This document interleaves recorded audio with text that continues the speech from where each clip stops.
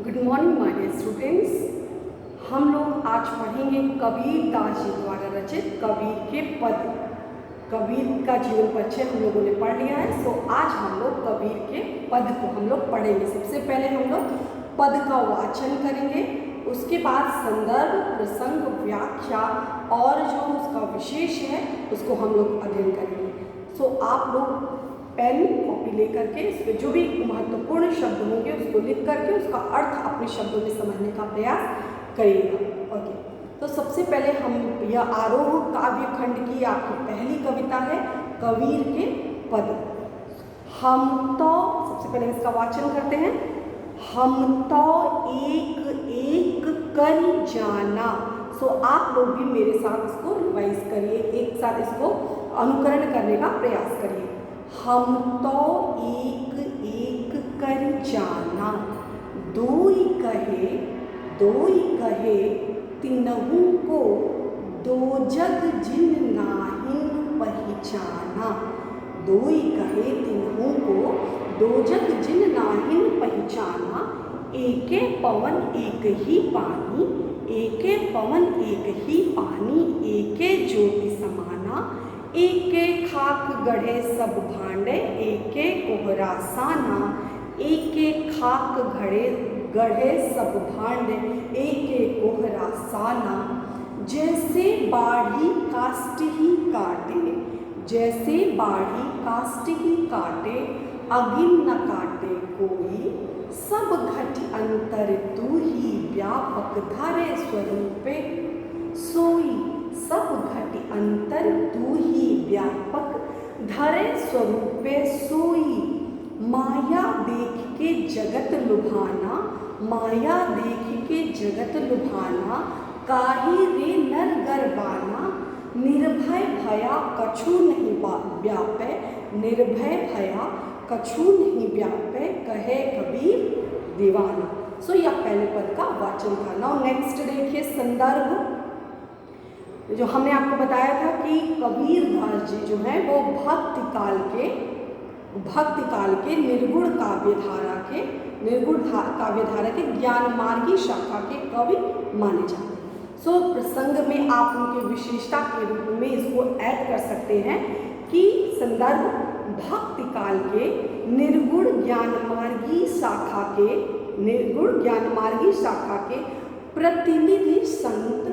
प्रतिनिधि संत शिरोमणि कबीर दास जी द्वारा रचित हम तो एक एक कर जाना पद हमारी पाठ्य पुस्तक आरोह में संकलित है। हमारी पाठ्य पुस्तक आरोह में संकलित है। भक्ति काल की संदर्भ में क्या लिखेंगे? भक्ति काल की निर्गुण काव्यधारा के ज्ञानमार्गी शाखा के प्रतिनिधि संत शिरोमणि कवि द्वारा रचित पद हम तो एक एक कर जाना नामक पद हमारी पाठ्य पुस्तक आरोह भाग 1 में संकलित है। यह आपका संदर्भ हो जाएगा कि रेफरेंस आपने यह कविता कहाँ से ली है। देन नेक्स्ट है प्रसंग। प्रसंग में आप क्या लिखेंगे कि इसमें परमात्मा के स्वरूप के विषय में बताया है कि परमात्मा क्या है? प्रकाश पुंज की भांति है। परमात्मा एक प्रकाश पुंज की भांति है। सो यहाँ कवि ने परमात्मा के संसार में व्याप्त बताया है कि संपूर्ण संसार में ईश्वर का ही वजूद है, ईश्वर का ही अस्तित्व है। उन्हें ज्योति के रूप में बताया है, उन्हें कड़कड़ में देखा गया है और साथ साथ ईश्वर की अद्वैत सत्ता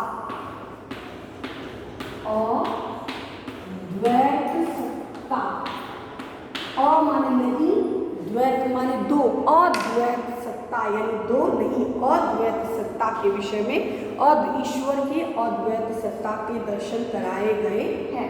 अब आ जाइए नेक्स्ट संदर्भ हो गया, प्रसंग हो गया। नेक्स्ट हम करेंगे व्याख्या। तो व्याख्या के लिए सबसे पहले आपने सामने बुक की जो लाइन है, पंक्ति है, उसको रख लीजिए और एक एक लाइन को ध्यान से देखते चलिए। हम तो, हम माने हम, तो माने तो, हमने तो एक एक 1 by 1 एक एक करी का मतलब होता है कण, पार्टिकल सूक्ष्म कण। हमने तो एक एक कण को जाना, यानी पहचान लिया है। हमने एक एक कण को जान लिया है, देख लिया है, समझ लिया। क्या देखा है, क्या समझा है, क्या जाना है?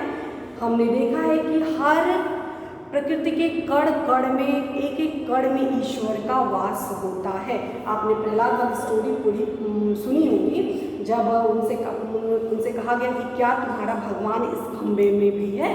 तो उन्होंने कहा हाँ, मेरा भगवान यद्यपि वह निर्जीव है, स्थूल है, लेकिन फिर भी मेरा ईश्वर जो है इस खंबे में भी है, इस जो है वॉल में भी है, इस ब्लैक बोर्ड में भी है।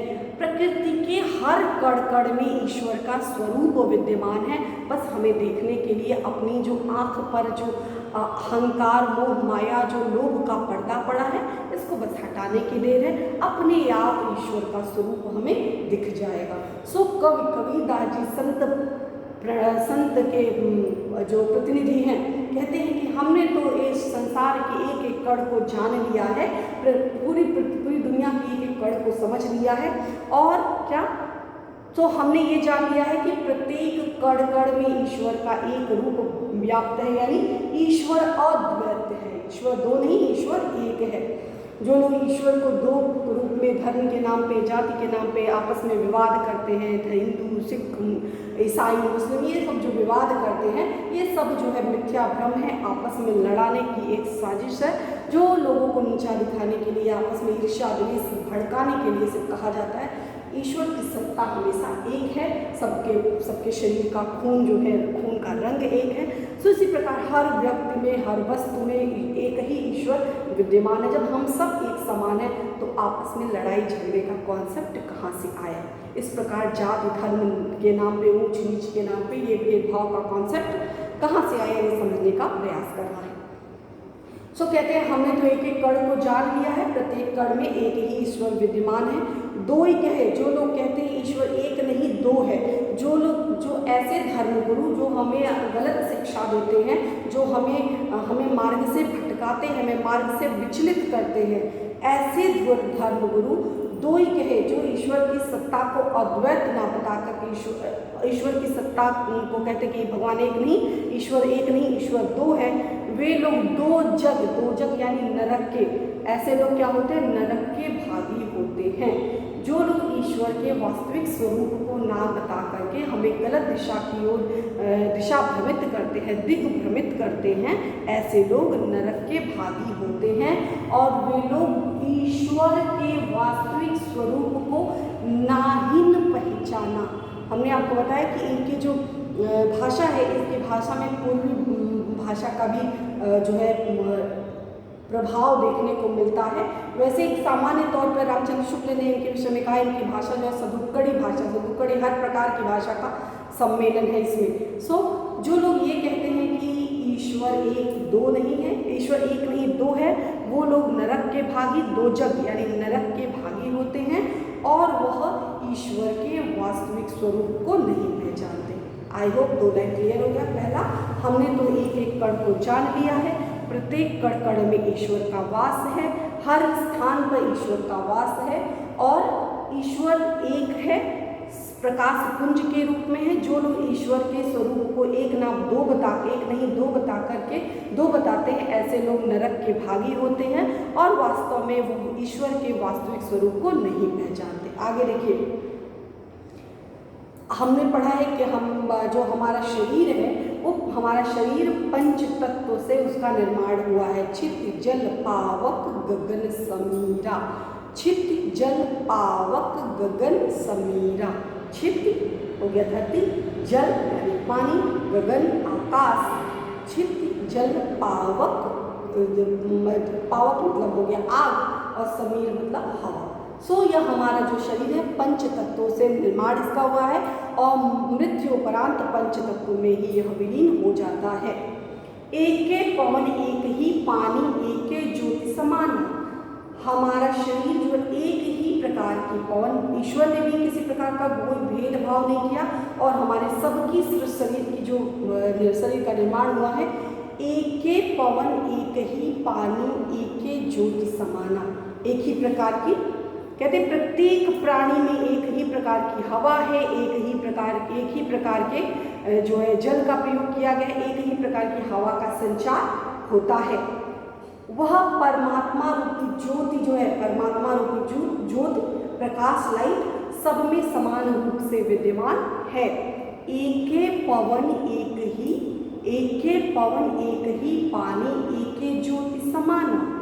एके पवन यानी एक ही हवा का, एक ही वायु का संचार प्रत्येक व्यक्ति में, प्रत्येक प्राणी में होता है।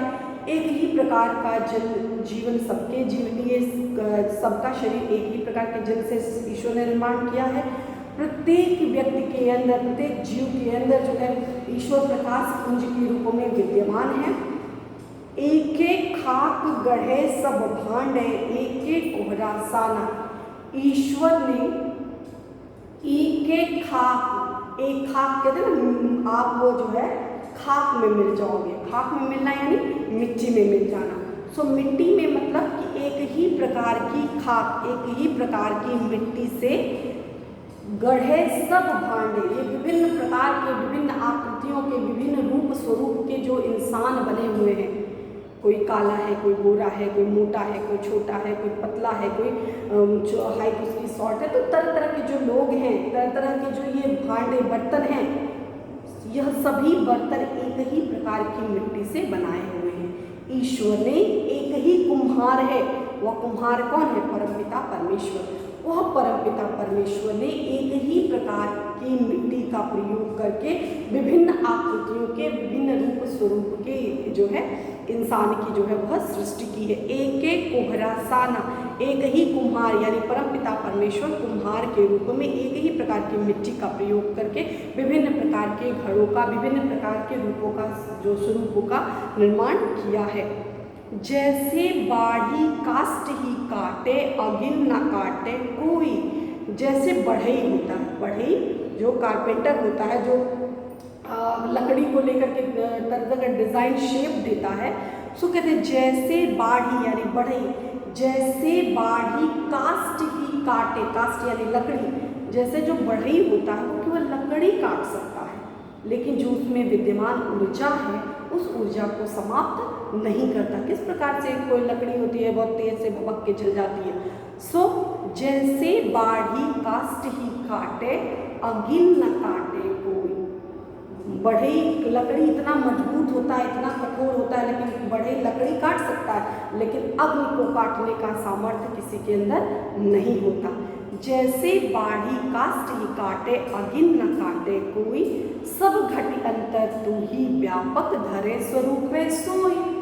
कहते हैं कि सब जैसे बढ़ई होता है, लकड़ी तो काट सकता है, लेकिन अग्नि को काटने का सामर्थ्य बढ़ई के अंदर वह नहीं होता। और ठीक उसी प्रकार हमारा जो ये शरीर है, वह हमारा शरीर नश्वर है। ये हमारा शरीर अपने आप मृत्यु के उपरांत हमारा शरीर नष्ट हो जाता है, पंच तत्वों में मिल जाता है, लेकिन जो हमारी आत्मा, हमारे अंदर की जो ईश्वर स्वरूप है, उसको कोई नहीं मार सकता। एक आत्मा जो है एक शरीर को छोड़ती है, दूसरा शरीर धारण करती है। तो हमारा शरीर जो है कांट की भांति है, उसको कोई भी काट सकता है, लेकिन हमारे अंदर की जो विद्यमान आत्मा है उसको कोई भी कोई हानि, किसी प्रकार का कोई नुकसान नहीं पहुंचा सकता। सब घट अंतर तू ही व्यापक। सभी घड़े के अंदर, इस दुनिया में जितने भी विभिन्न प्रकार की ईश्वर द्वारा बनाए हुए मिट्टियों के जो घड़े हैं, हम जैसे जो इंसान हैं, जीवधारी हैं, इस विभिन्न प्रकार के घड़ों के अंतर माने अंदर, विभिन्न प्रकार के घड़ों के अंदर तू ही व्यापक। सभी विभिन्न प्रकार के घड़ों के अंदर तुम ही व्याप्त हो, तुम ही हो। धरे स्वरूपे सोई। धरे माने धारण करके, स्वरूपे माने आकृति, सोई माने उसी जैसा। जो व्यक्ति जैसा है उसमें उसी जैसी आकृति धारण करके आप हो। दुष्ट व्यक्ति में दुष्ट जैसी प्रवृत्ति का, अच्छे इंसान जैसे सद प्रवृत्ति वाले व्यक्ति का। सो धर सब घट प्रत्येक व्यक्ति के अंदर, यानी जो दुष्ट प्रवृत्ति का व्यक्ति है उसके अंदर भी ईश्वर विद्यमान है। इस बात को हमें ध्यान देना चाहिए। प्रत्येक घड़े के अंदर जो है तुम ही व्यापक, तुम ही स्वरूप विद्यमान हो, तुम ही हो ईश्वर, तुम ही प्रकाश पुंज के रूप में विद्यमान हो। माया देख के जगत लुभाना, काहे रे नर गरबाना। माया यानी जो आकर्षण है, जो पैसा रुपया है, जो मोह माया ममता है, जो रिश्ते में इस तरह से खींचते रहते हैं, जिसकी वजह से हम अच्छे काम नहीं कर पाते, जिसके कारण हम लूट भ्रष्टाचार करते हैं कि अपने अपने बच्चे का फ्यूचर हम अच्छा बनाएंगे, परिवार को हम अच्छा जीवन स्तर देंगे, या हम इस तरह के कई ऐसे कृत्य करते हैं, या पैसा जब हमारे पास आ जाता है तो हमारे अंदर अहंकार का भाव आ जाता है। सो कहते हैं कि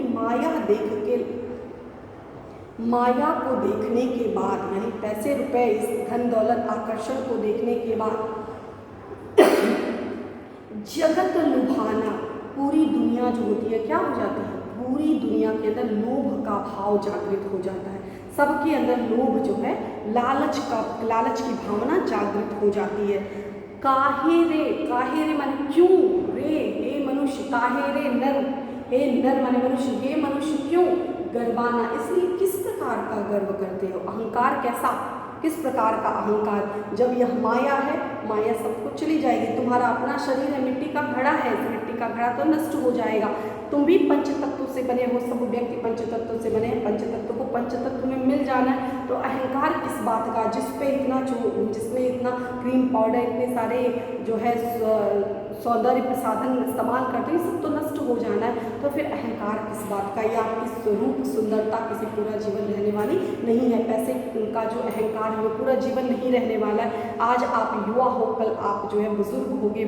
सो फिर इतना अहंकार किस बात का। आप जो दशा जिसको देख करके आप हंस रहे हो, कल आपकी भी वही दशा होगी, तो फिर हंसना किस बात का।